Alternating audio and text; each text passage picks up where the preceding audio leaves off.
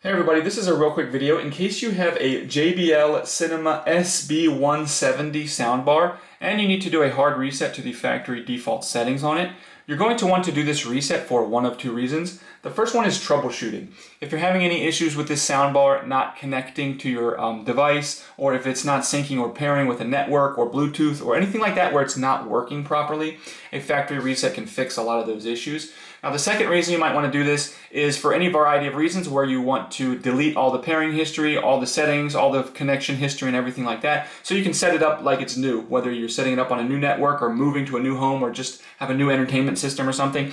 A factory reset can be a good step before you do that. Now it's real easy to do. First we just need to make sure that our soundbar is on, and then once it's on we're just going to come in and press the source button on the right and the power button here simultaneously for at least 10 seconds. And after those 10 seconds or so, the soundbar will automatically turn off and then reboot into its factory default state, at which point we can go ahead and set this up basically like it's a brand new soundbar.